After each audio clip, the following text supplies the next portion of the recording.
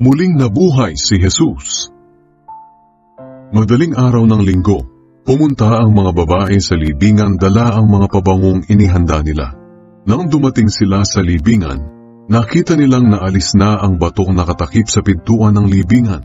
Kaya pumasok sila sa loob, pero hindi nila nakita ang bangkay ng Panginoong Jesus.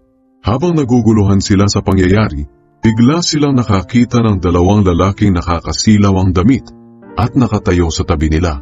At dahil sa takot, napayuko sila sa lupa. Tinanong sila ng mga lalaki, "Bakit ninyo hinahanap ang buhay dito sa mga patay? Wala na siya rito. Nabuhay siyang muli. Hindi ba sinabi niya sa inyo noong nasa Galilea pa siya, na ang anak ng tao ay kailangang ibigay sa masasamang tao at ipako sa krus, pero mabubuhay siyang muli sa ikatlong araw?" At naalala ng mga babae ang mga sinabi ni Jesus. Kaya umuwi sila at ibinalita ang lahat ng ito sa 11 apostol at sa iba pa nilang kasamahan.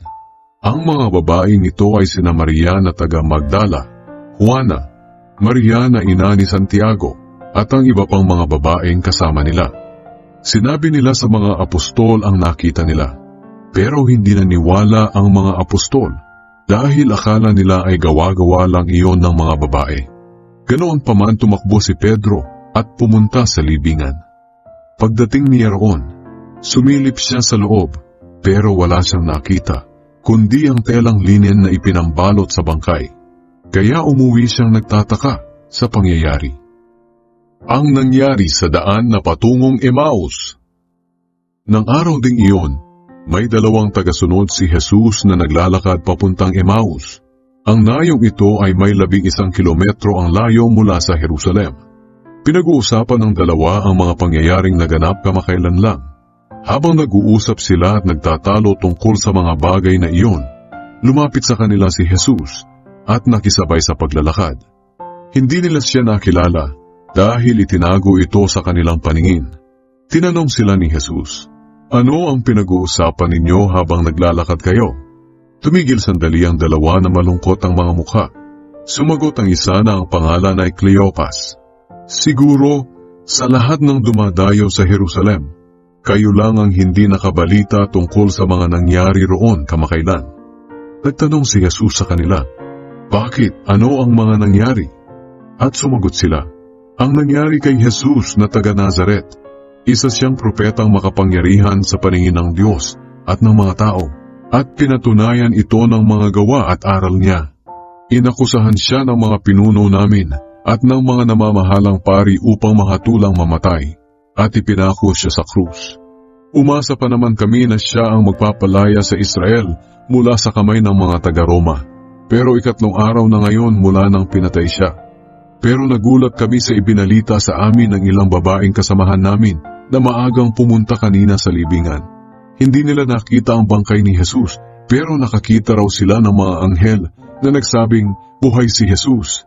Pumunta rin sa libingan ng ilan sa mga kasama naming lalaki, at nakita nila na wala nga roon ang bangkay, gaya ng sinabi ng mga babae. Sinabi sa kanila ni Jesus, 'Mga mangmang kayo, ang hirap ninyong papaniwalain sa lahat ng sinabi ng mga propeta sa kasulatan. Hindi ba't ang Kristo ay kailangang magtiis ng lahat ng ito bago siya parangalan ng Diyos?" At ipinaliwanag sa kanila ni Jesus ang lahat ng nakasulat sa kasulatan tungkol sa kanya, mula sa mga isinulat ni Moises hanggang sa mga isinulat ng mga propeta. Nang malapit na sila sa Emmaus na pupuntahan nila, nagkunwari si Jesus na magpapatuloy sa kanyang paglalakbay, pero pinigil nila siya at sinabi, "Dito na muna kayo tumuloy sa amin, dahil palubog na ang araw at dumidilim na." Kaya sumama siya sa kanila. Nang kakain na sila, kinuha ni Jesus ang tinapay at nagpasalamat sa Diyos.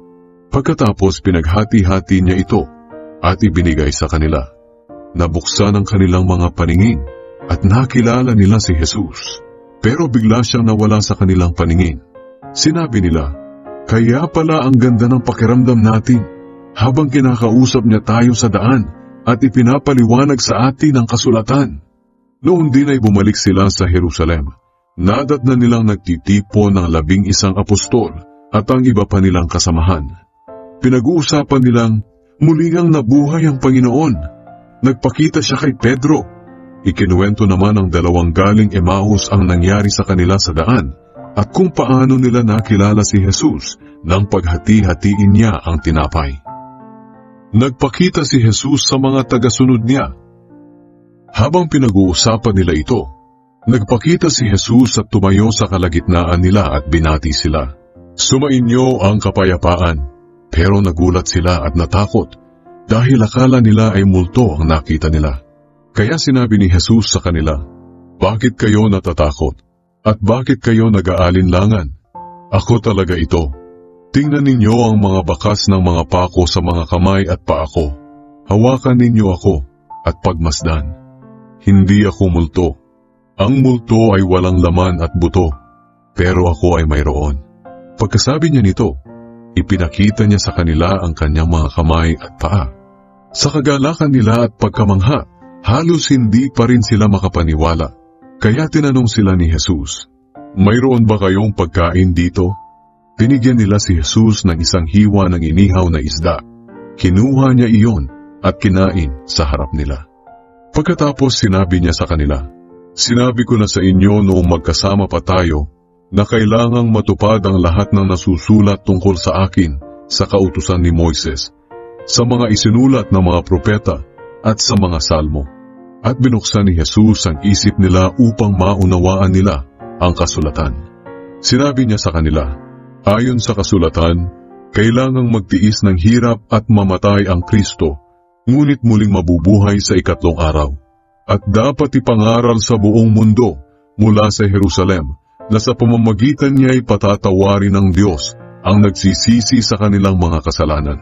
Kayo ang mga saksi sa mga bagay na ito. Isusugo ko sa inyo ang banal na espiritong ipinangako ng Ama. Kaya manatili muna kayo rito sa Jerusalem hanggang sa dumating sa inyo ang kapangyarihan mula sa langit." Ang pag-akyat ni Jesus sa langit. Pagkatapos, isinama sila ni Jesus sa Betania. Pagdating doon, itinaas niya ang mga kamay niya at pinagpala sila. At habang pinagpapala niya sila, iniwan niya sila at iniakyat siya sa langit. Siya ay sinamba nila at bumalik sila sa Jerusalem na punong-puno ng kagalakan.